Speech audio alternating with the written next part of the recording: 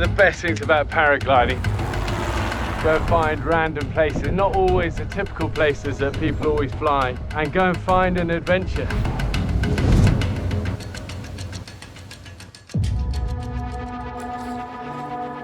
So where are we, Jack? So we're currently in Iceland, just recceing.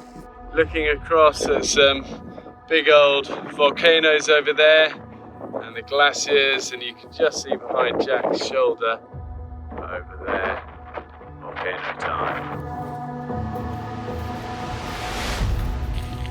Okay, so helmet is on, we're happy, the wind is good, phaser is out. It's a little 14-meter speed wing, really fun. And I think one of the best things about paragliding is being able to do it with good friends, you know. Go and find random places, not always the typical places that people always fly, and go and find an adventure, you know. Be safe and be legal, but go and find an adventure. And I'll start small and grow, you know. We'll do this one. If it's good, we'll go up higher and we'll explore. But and also you're always safer with good friends. Let's get this in the air. Whoa.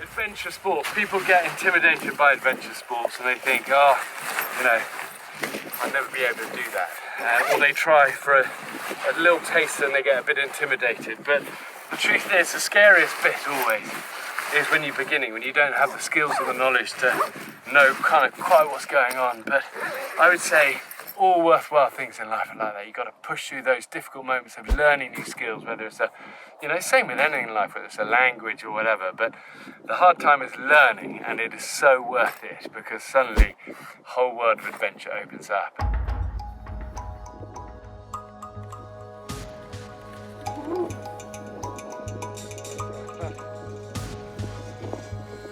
Nice one, Jack.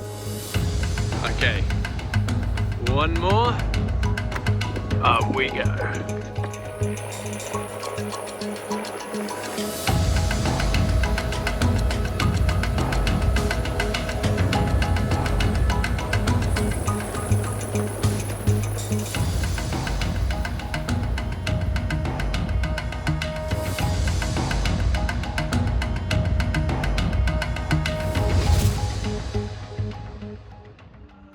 Jack, you ready to go fly? Let's do it.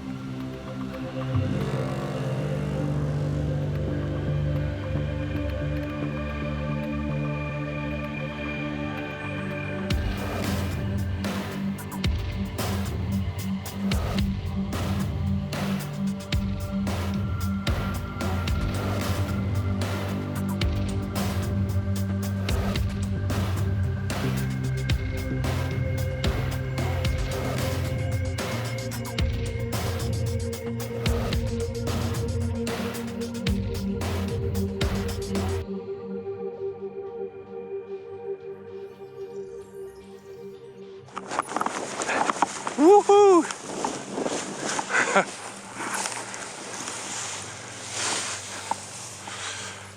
That's a great fast way. 43 seconds from top to bottom, 1,500 feet. Amazing. Oh, it gets the heart going. Now all we've got to do is get Jack down safely as well, and then it's mission complete. Jack is a cool guy. He's one of the most modest people you'll ever meet. He's one of the best acrobatic pilots in the world, yet he's only 21. But, you know, as our team, you know, on Running Wild and on many shows, we build a team of experts. Go run, you got to run more. And that's what allows us to take incredible Hollywood stars and do all these journeys safely. Oh my God. We're airborne, awesome. Holy crap. We never get complacent, that's the thing. You know, and always take your time and plan well. Have a backup plan. 3, we're gonna run, let's go.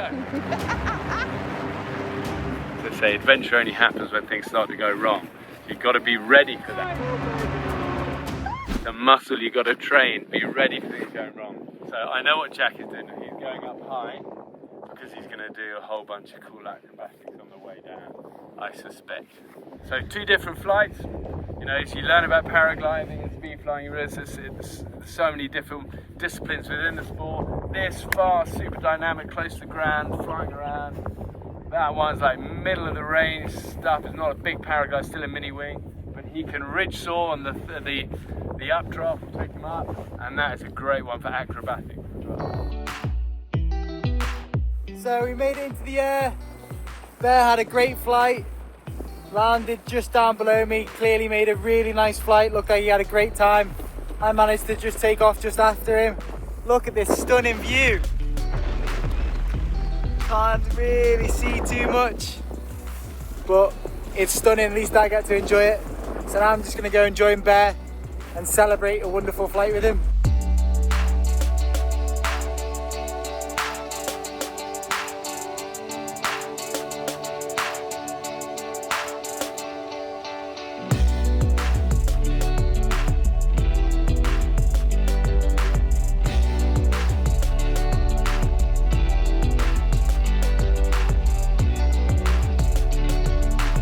Yeah, you can see what I mean.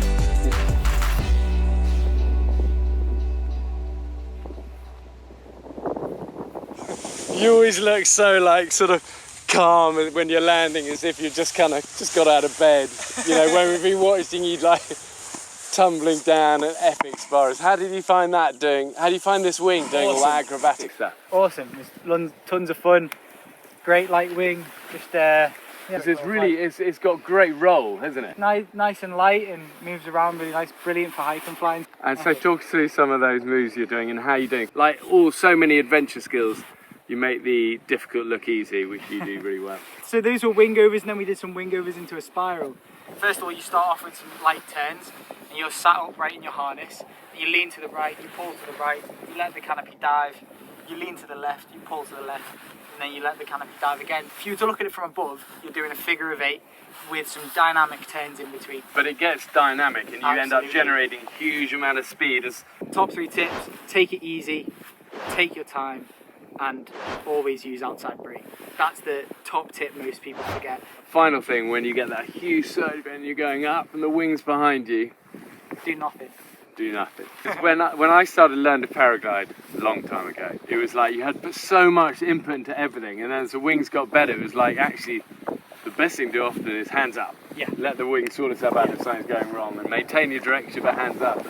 Yeah, the thing is also when people learn so young, you were doing it at like sort of 6 years old, learning how to ground handle. Absolutely. You almost don't understand because you're just doing it. It's like when I chat to great helicopter pilots, and I chatted one the other day who did it like a loop-the-loop in a helicopter. I said, "What do you do?" He goes, "I have no idea. I couldn't explain it to you." Yeah. He just goes, "I feel it," and it's like an artist that you're just like it's like a pianist. Yeah. How I describe you. Good job. We're both Pianist. safe. Well done. Excellent. Good Thanks, job. Ben. But the whole thing was sketchy. It's sketchy with the pilots. Just above the snow. Super sketchy. Super with the helicopter itself that's about 300 years old. Sketchy with the landing spot. We didn't even know where we were landing. And then sketchy with how far it's going to deepen. The whole thing just shouted danger. So one thing on my shows over the year I've had to do a lot of is jumping out of stuff. You know, whether we're jumping into the episode at the start or we've come across a cliff and we're trying to negotiate our way, it's always kind of leaping off stuff. And I love it. You know, it's what I've done since I was a little boy, and I hope to be doing it, God willing, knees permitting, late into my life. But if I had to pick the 5 kind of iconic jumps I've done, I would say they are these. Number 1, dropping out of a biplane with a parachute, by the biplane inverting and then me dropping out. And the pilot was quite a crazy guy, and he said, I'll be fine. I said, any kind of safety for takeoff, or you know, does anyone do you want seat belts or anything like that? I go, no, don't worry about that. And we got to altitude, and I just tied a little sling onto the, you know, this strut. So I thought, as it inverts, I can then hang on and check we're clear of the, you know, I'm okay, and then I'll drop off. And it was just a cool moment. I remember going weightless, that plane turning upside down, hanging off it, and then going, and that huge expanse of the desert underneath me. And just thinking, this is a pretty fun thing to do. And a reminder of how lucky I am in my job that we get to kind of push the boundaries and do a lot of these crazy things under the great umbrella of survival and adventure. And this is just going to be a case of dodge the cacti! But also, I'd add to that, also having fun. Definitely an iconic one for me was the Halo high altitude skydive entrance we did to the, I think it was the Nevada desert. Halo jumps stand for high altitude, low opening. It was something we used to do a lot of because you can jump from very high, you're pulling your parachute low, and you're on the ground very fast. You know, you can almost see that curvature of the earth, and it very much feels like you're in a commercial plane at that sort of height, where you are at that sort of height, rather than in a sort of skydiving plane that's obviously much lower. And you can be in free fall for like a minute, and still the earth isn't looking any closer. And that's a pretty cool feeling. But the thing to remember is it is very, very cold up there. So we took off from the desert and it was super hot, but we're wrapped up in all of this gear and on oxygen, because we know by the time you jump, you know, up at 30,000 feet or whatever height we did that particular Halo one at, it's going to be like minus a lot. It's always the extremes of temperature that make those sort of things maybe not as fun as you might imagine. And actually, I've learned the most fun jumps are just with good buddies in t-shirts and shorts. By the time it all gets more serious and you've got oxygen and all this gear and you're sweating, you're cold, the truth is the kind of fun goes a little bit out of it, but still up here. Wow, that's amazing! Number 3, I would say, was out of a chopper in Siberia, and it was about minus 45, a massive, big Russian MI whatever chopper. There was a lot of health and safety going on in those days, and it was kind of like the pilot could get us there, but it was windy. And the plan was to jump into this cornice of soft snow, but the truth is we didn't know what I was jumping into, whether it was going to be hard or soft. And I also knew that if I missed this cornice, I'm in trouble. And there was definitely a lot of nerves, but I like to think we nailed it. Definitely a few bruises and scrapes, but we lived to fight another day.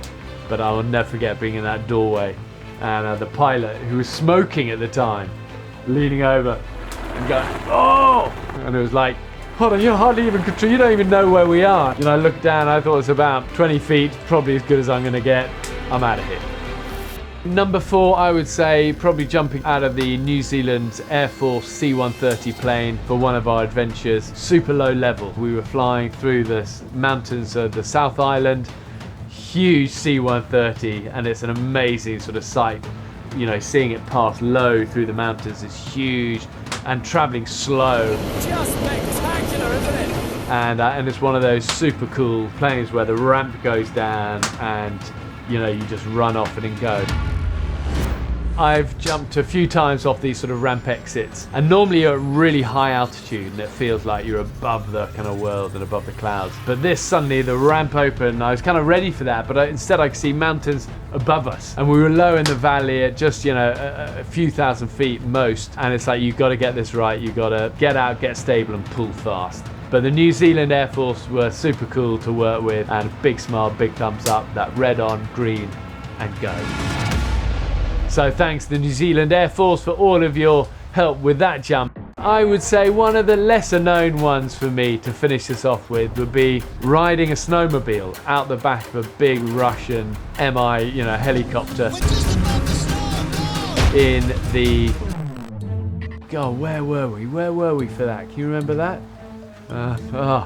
Yeah, so bad the way you forget these things. Eastern European, right on the Russian border. Yeah, Georgia. Georgia, and what are the mountains? The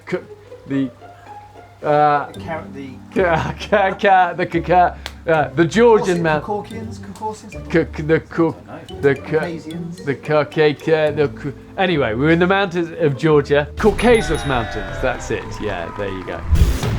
You know, the one thing in our world you're always nervous of with helicopters is tail rotors. So the whole concept of landing a helicopter opened at the back, these big kind of doors, and the plan was to drive it out, but without then getting away, banking hard right as soon as it's out, so you miss the tail rotor. But as soon as I came out, which was white out of snow, very hard to kind of work out what direction. It was like gun it and go and just, you know, hope you're not going to hit this tail rotor. But the whole thing was sketchy, to be honest. It's sketchy with the pilots. Super sketchy. Super with the helicopter itself that's about 300 years old. Sketchy with the landing spot. We didn't even know where we were landing. And then sketchy with how far it's going to deepen, whether the tail rotor is even going to be out of the snow, let alone this whole thing and hitting the tail rotor. The whole thing just shouted danger.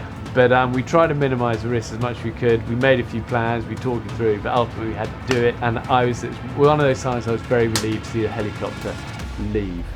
And we survived it. So there you go, my top 5 jumps over the years. The truth is, this list could be top 50 easily. But those are the ones that stand out, maybe the ones you might not think of straight off the top of your head. Have a great day, never give up. How deep does it get? I don't know. Cool. You have to be careful about your wee-wee. Dude! I just had a double cheeseburger. After those 2 days, We decided the lake would actually be too hot. oh, got it. Because that's going to warm up a little bit. Yeah, So that's this going to be is like ice cold. 1 degree above freezing. But the river, that's going to be cold. So this is Mr. Terry Crews and me going down post Running Wild. We filmed it with Dan. We're both a bit sore and we thought in Iceland, let's go and get some ice cold water. This is something Terry does daily anyway. This pool is about 40 degrees. Whew, Fahrenheit. Ice cold. And I love it. That's why he's such an incredible athlete and in such great shape. We've talked about our cheat meals. He's just had a double cheeseburger. A double? Awesome. I'm having pizza, but first of all, hey. Technically, this is like one of the best salmon fishing rivers in the world, and all the fishermen are like, you know, this is just for, you know, but we're gonna repurpose this river. That's it. Let's go and have a look. We're going to sleep with the fishes. How does it feel? It's got a little natural eddy here. Yeah, that's cool. This is a little post cheeseburger. You might see it right here in that app.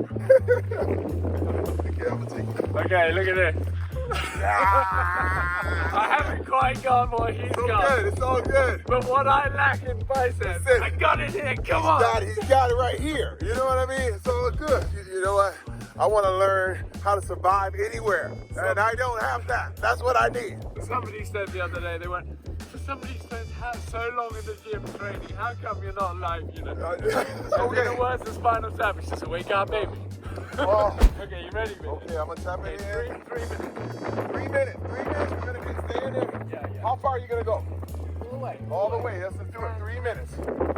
So don't get swept out, we're going to stay close to the shore. Yeah. You got that rock to hold on to? If you need Yeah, to. I will. How deep does it get?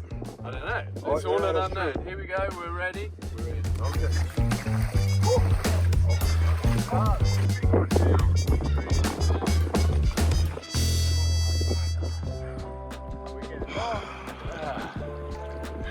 Yeah, I could do 3 on this one. And then you like the meditative slowing everything do. down. Yeah. Calming my mind.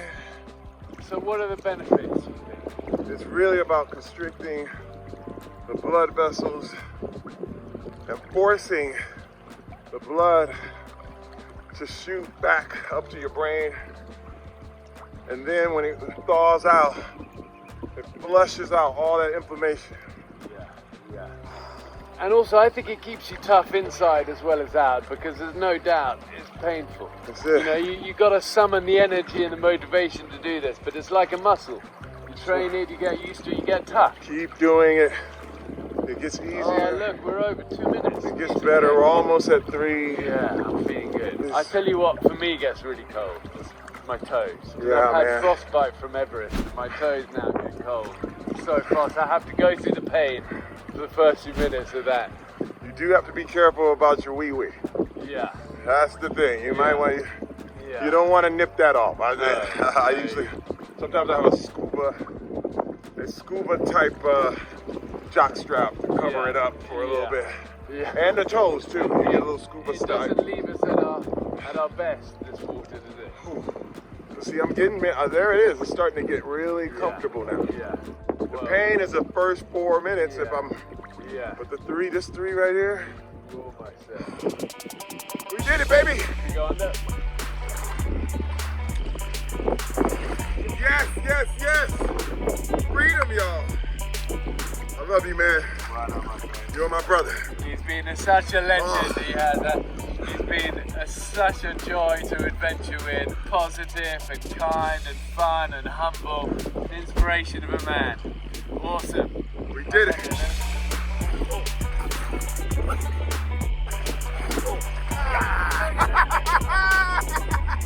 Dude, this brings life back to you, man. Dude, this is my brother from another mother. I have to tell you, man, I feel a connection with him right away. You know, it's all about getting better a little bit every day, just a little. Don't try to do too much. Same thing here. You know what I mean? Everything he wants to improve, everything he wants to get a little bit better. What happens is just you turn around in a long time, you are amazing. This man is amazing. Love you. So remember, hit the ice bar. Ah, that's it. Woo!